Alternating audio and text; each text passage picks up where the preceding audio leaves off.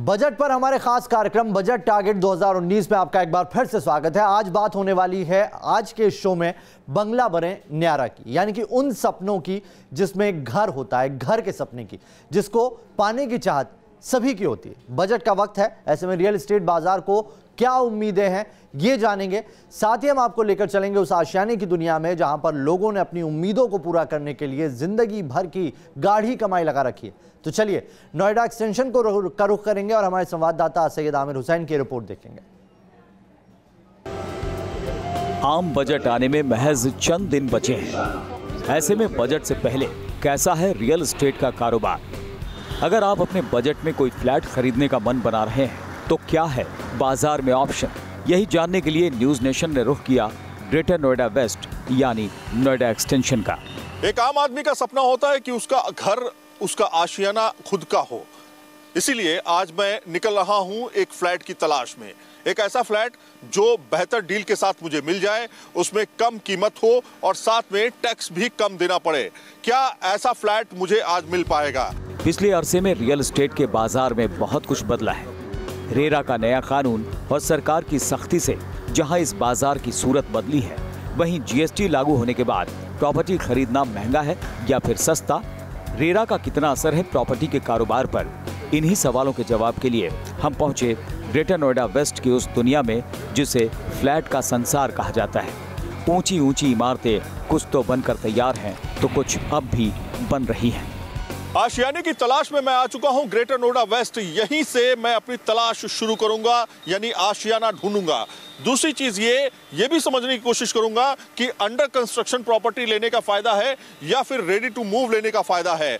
GST की दरें किस हिसाब से लगेंगी? क्या फ्लैट पर जीएसटी रेट जो इंप्लीमेंट किए गए हैं उससे मुझे नुकसान होगा या फिर फायदा होगा?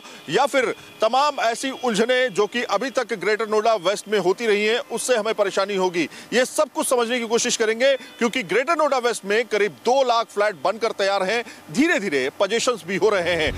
हम जानना चाहते थे कि नोएडा एक्सटेंशन के प्रॉपर्टी मार्केट में कितने विकल्प मौजूद हैं। अगर आपका बजट 65 से 75 लाख है तो आपको कैसा घर मिल सकता है? जहन में सवाल यही था कि क्या रेरा और जीएसटी के उथल पुथल के बाद बाजार स्थिर हुआ है या नहीं? बायर्स के लिए फ्लैट खरीदना फिलहाल फायदेमंद है या नहीं? इन्हीं सवालों के जवाब के लिए हम पहुंचे नोएडा एक्सटेंशन में एक डेवलपर के पास। नहीं, मैं कह सकता हूँ ये अभी काफ़ी सरल हो गया है और आप बाहर चूज कर सकता है आराम से, क्योंकि बिल्डर छट चुके हैं। जो बिल्डर 2010 में बायरों ने बिल्डर पे भरोसा किया था और वो उनकी परीक्षा हो गई है बिल्डरों की। रियल एस्टेट में 12% का जीएसटी है। ऐसे में हमारे जहन में ये भी सवाल था कि क्या जीएसटी की वजह से फ्लैट खरीदना महंगा होगा या फिर सस्ता? जीएसटी आने के बाद रियल एस्टेट की कीमतों में थोड़ी बढ़ोतरी तो देखी जा रही है, लेकिन राहत की बात यह है कि जीएसटी सिर्फ अंडर कंस्ट्रक्शन फ्लैट्स पर ही है। अगर आप रेडी टू मूव फ्लैट खरीदना चाहते हैं तो वहां आपको जीएसटी नहीं चुकाना होगा।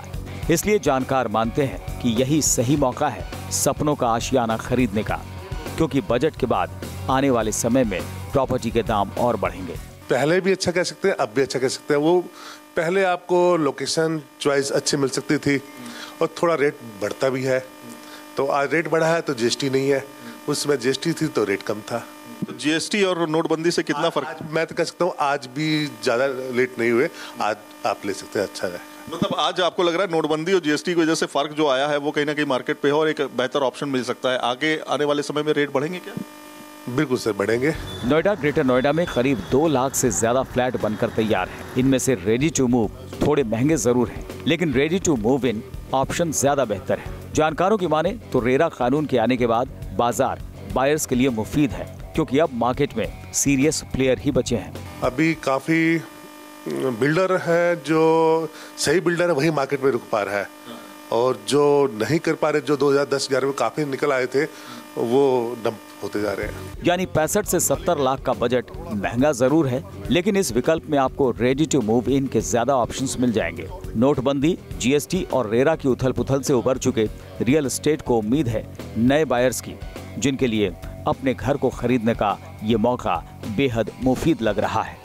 वीडियो जर्नलिस्ट सत्यरंजन राउतरे के साथ सैयद आमिर हुसैन, न्यूज नेशन, नोएडा। तो आपने 65 से 75 लाख के बजट में किस तरह के मकान हैं वो देख लिया। अगर आपका बजट 35 से 50 के बीच में है तो कहां आप कर सकते हैं इन्वेस्टमेंट, देखिए इस रिपोर्ट में। अब न वैट का झंझट, न सर्विस टैक्स और न ही प्रोजेक्ट की लेट लतीफी का डर।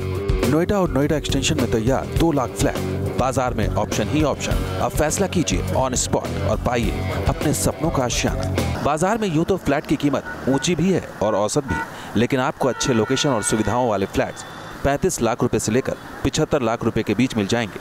अगर आपका बजट 35 लाख से 50 लाख रुपए है तो इसमें आपको ग्रेटर नोएडा वेस्ट में कैसा फ्लैट मिल सकता है, कैसी सुविधाएं मिल सकती हैं, ये जानने के लिए हमने एक डेवलपर का सैंपल फ्लैट देखा। तो एक और प्रोजेक्ट में हम पहुंच चुके हैं और इस प्रोजेक्ट में हम समझने की कोशिश करेंगे कि जो मेरा खुद का बजट है, यानी कि 35 से 50 लाख जो मैं लेके चल रहा हूं, उसमें क्या फ्लैट अवेलेबल है।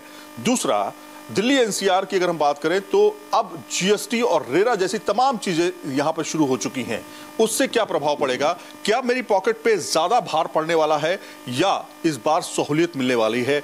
35 से 50 लाख के बजट में जो लोग नोएडा एक्सटेंशन में अपना फ्लैट खरीदना चाहते हैं उनके लिए ready to move in option ज़्यादा सही है, क्योंकि इसमें फ्लैट महंगा ज़रूर होता है लेकिन सारी सुविधाएं सामने होती हैं, जिसका फ़ायदा आप जल्द उठा सकते हैं और किराए के झंझट से भी आज़ादी मिल सकती है। अब आपको आंकड़ों के जरिए समझाते हैं कि अंडर कंस्ट्रक्शन फ्लैट बुक कराने में पहले और अब में कितना अंतर आया है।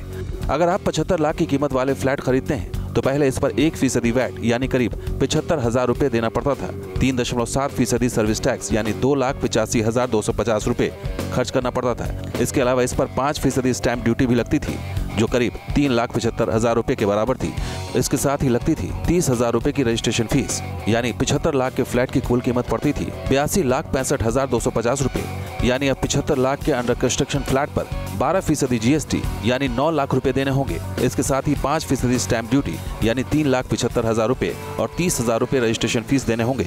यानी जीएसटी के बाद अब 75 लाख के फ्लैट बुक कराने के लिए आपको 88,05,000 रुपए चुकाने होंगे, जो पहले की तुलना में करीब 5,39,750 रुपए ज्यादा है। हालांकि जीएसटी आने के बाद निर्माणाधीन फ्लैट महंगे जरूर हो गए हैं, लेकिन जानकारों का मानना है कि इनपुट क्रेडिट का लाभ जब बिल्डर्स को मिलेगा तो वो इसका फायदा बायर्स को दे सकते हैं। तमाम मुश्किलों, चुनौतियों और दिक्कतों ने रियल एस्टेट के बाजार को प्रभावित तो जरूर किया था, लेकिन अब अग्नि परीक्षा का दौर खत्म हो चुका है।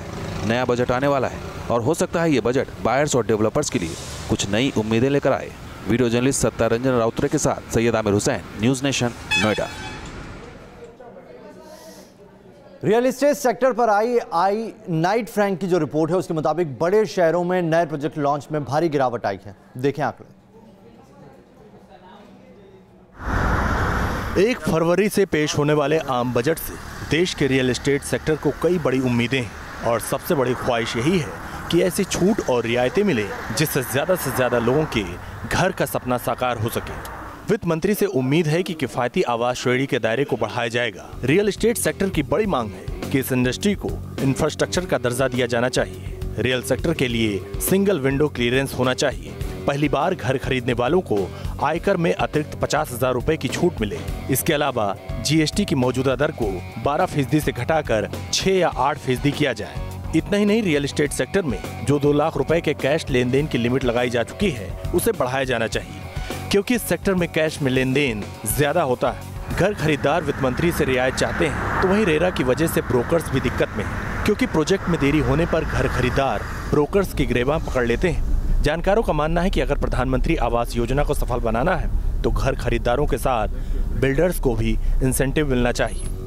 बिल्डरों की मांग है कि रियल एस्टेट सेक्टर के सस्ते कर्ज मिलने चाहिए और रियल एस्टेट को पूरी तरह जीएसटी की हद में होना चाहिए। साल 2010 में जब रियल एस्टेट अपने पीक पर था, उस वक्त एक साल में 1,17,000 नए प्रोजेक्ट लॉन्च हुए थे, जो 2017 में घटकर सिर्फ 37,000 ही रह गए। इसका सीधा असर रोजगार पर पड़ा है। रियल एस्टेट सेक्टर 3.5 करोड़ लोगों को रोजगार देता है। ज्यादा काम ठेके पर आए मजदूर करते हैं। नए प्रोजेक्ट नहीं आने की वजह से इन्हें काम मिलना मुश्किल हो गया है। रियल सेक्टर का जीडीपी में करीब 8% योगदान है, जो कृषि के बाद सबसे ज्यादा रोजगार देने वाला सेक्टर है। इसलिए रियल एस्टेट सेक्टर में जान फूंकने के लिए सरकार को कुछ और कदम उठाने की जरूरत है, ताकि मिडिल क्लास और लोअर मिडिल क्लास के लिए घर का सपना साकार हो सके। Team news nation. तो बजट में कुछ ही दिन बाकी है और ऐसे में रियल एस्टेट सेक्टर की क्या हकीकत है और क्या उम्मीदें हैं, आइए ग्राफिक्स के जरिए आपको बताते हैं कि आखिर ये बजट इस वक्त अभी कहां खड़ा हुआ है। आपको जो दिखाते हैं नोएडा में जो फ्लैट्स का फैक्टर है वो कितना प्रभावी। अभी 2 लाख फ्लैट तैयार हैं। दिसंबर तक सरकार ने डेडलाइन दी थी, 40,000 फ्लैट देने का टारगेट दिया गया था बिल्डर्स को, लेकिन वो छूट गया, फुलफिल नहीं कर पाए वो लोग। अब फरवरी का एक नया टारगेट इशू तैयार किया गया है जो 25,000 फ्लैट दिलाने का है, लेकिन ये वादा पूरा होता है कि नहीं ये भी देखना होगा। एक जो महत्वपूर्ण चीज़ है बिल्डरों का ऑडिट होना है, क्योंकि 14 बिल्डर हैं जिनका ऑडिट जारी है और इस बिल्डरों के ऑडिट के बाद ही ये तय हो पाएगा कि उन पर कार्रवाई होगी या नहीं। ऑडिट रिपोर्ट के बाद कार्रवाई का फैसला सरकार की तरफ से लिया जाएगा। बायर्स के पैसे का दुरुपयोग का लगातार उन पर आरोप है, लोग प्रदर्शन कर रहे हैं, उनको सालों से अपने मकान नहीं मिले, इसलिए सरकार से बड़ी उम्मीदें और कोशिश जो है बिल्डरों की भी ये उम्मीदें हैं कि सरकार ऐसा कोई एक बीच का रास्ता निकाले जिससे इस सेक्टर को थोड़ी सी रियायत मिल सके। और आइए अब आपको दिखाते हैं, सुनिए वित्त मंत्री जी। छोटे छोटे कंट्री से पिछड़ गए हैं, बांग्लादेश से पिछड़ गए, पाकिस्तान से पिछड़ गए, वियतनाम से पिछड़ गए। आप ये समझिए जब से जीएसटी लागू हुआ है, जीएसटी ठीक है एक अच्छी चीज़ है, लेकिन इतनी जल्दी में लागू कर दी गई है कि जीएसटी जब से लागू हो गया है हम लोगों का जो है एक शिपमेंट नहीं जा पाया, 4 महीने हो गए। जो टैक्स उन्होंने 4 जगह 4 वर्ग में बांट दिया है उसको वो सिर्फ एक जगह मैन्युफैक्चरिंग में लगा दें, बाकी हर जगह फ्री कर दें, तो हमारी समझ से कि राजस्व जो है कई गुना ज़्यादा उनके सरकार के खाते में जाएगा और आदमी फ्री होकर के काम भी करने में इच्छुक ज़्यादा जाहिर करेगा। चलिए इस बुलेटिन में अभी के लिए इतना है।